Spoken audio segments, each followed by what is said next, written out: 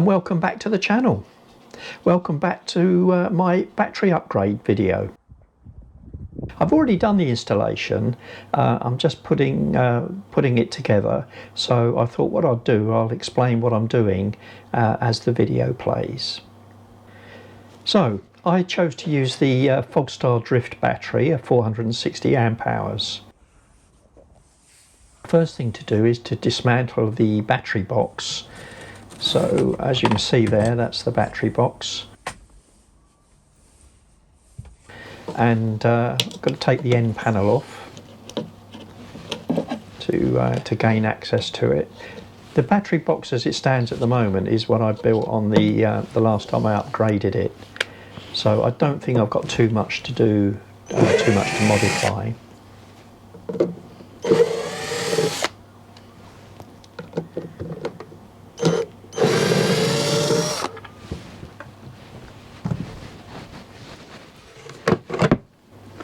And there you can see the ratchet straps that I use to hold the battery down.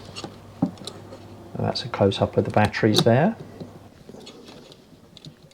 I'm just undoing the ratchet strap so that I can get the batteries out.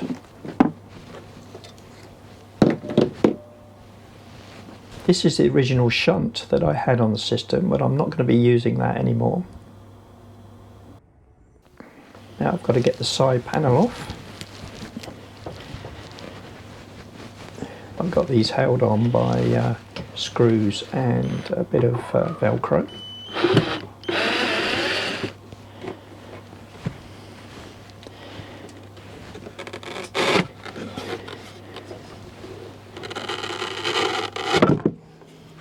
And there you can see the two original batteries.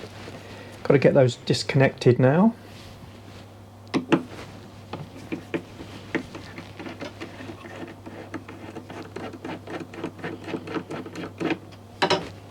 The two batteries are wired in parallel.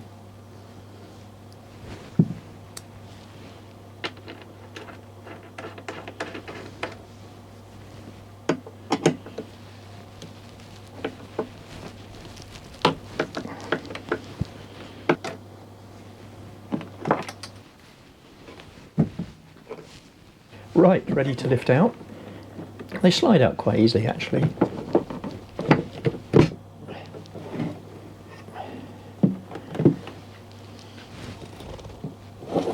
And they're not as heavy as you think, they're quite light.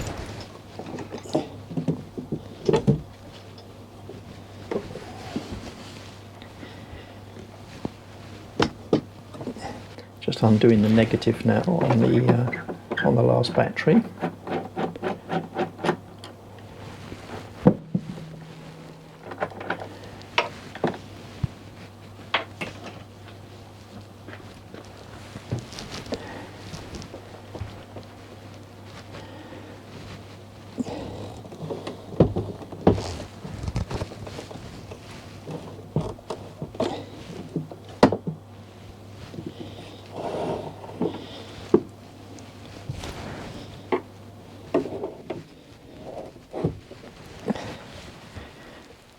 There's still a fair bit of life left in these batteries. I might see if I can sell them. Just before we carry on, we're going to tell you a bit about us. If you're not a regular to the Wizard in the World channel, you won't know much about what we get up to. So, who are the Wizards? We are Graham and Ellie, and we travel around in our eldest CV40 campervan called Merlin. Joining us on our journey are our three little dogs, Maya, Luna and Jazz. Over the past 4 years or so, we have visited some fantastic places. We travel mostly off-grid. In fact, the more remote, the better. Join us on our journey to some of the most beautiful places imaginable. Very wet and slippery. I'm well out of my comfort zone here. But you just have to try and do these things, don't you? Gosh, don't know how I'm going to do this bit. Well, we made it over to Devar Island. Woohoo! It's quite a trek, wasn't it? It's a hard walk. Please comment, like and subscribe to the channel as it really helps us to produce more content to share with you. And if you're ever at a loose end, there's about 288 vlogs in our catalogue for you to watch, so give them a look as well. Anyway, that's about it, but welcome to the Wizards. As you can see here, I've got a piece of wood on the base. This is what the battery sits on, and the ratchet strap goes underneath it and tightens up. So I then screw the piece of wood to the floor, and the ratchet strap is secured by that, and the ratchet strap goes around the battery, and with the adjuster on the ratchet strap I can tighten it up. It held the other batteries perfectly, so I'm sure it'll do the same with just the one battery.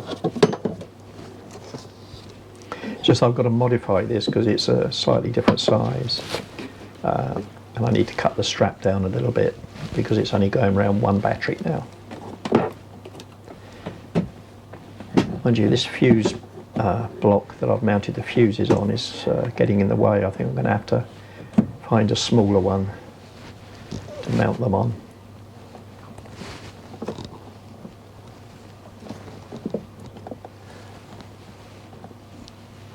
Just trying to work out how many inches to cut off of the ratchet strap.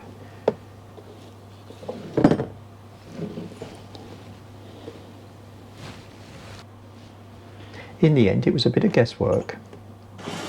Luckily I got it right first time. Well, I'm screwing the plate down now, and that'll hold the ratchet strap, and then I'll slide the battery onto it and secure the ratchet strap around it.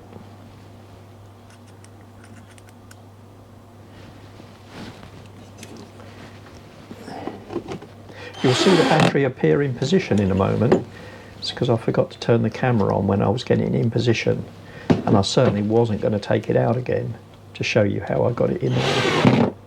It's quite easy actually. I just lifted it up and slid it across the metal bar there and onto the bit of wood. But in this video it looks just like magic. There, see what I mean? I'm tightening the ratchet strap up. You can hear it clicking away there. It's quite a good way of securing it really, and it's quick release too if you want to get it out.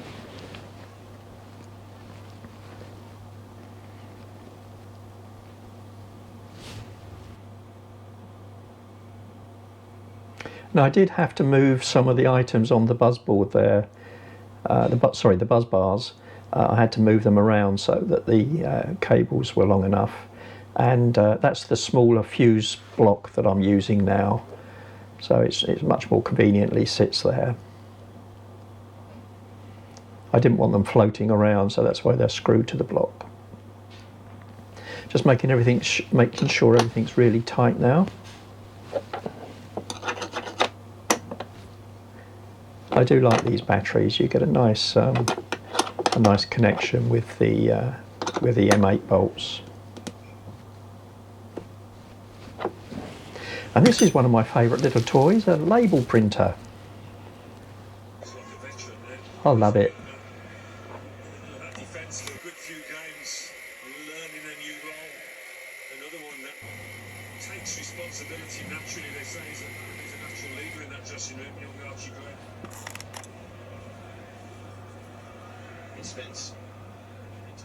Surprisingly how important it is to get everything labelled up. Now I'm putting the end panel back on and the side panel, and I had to engineer a new lid, so that's slightly different, but it sits on there perfectly now.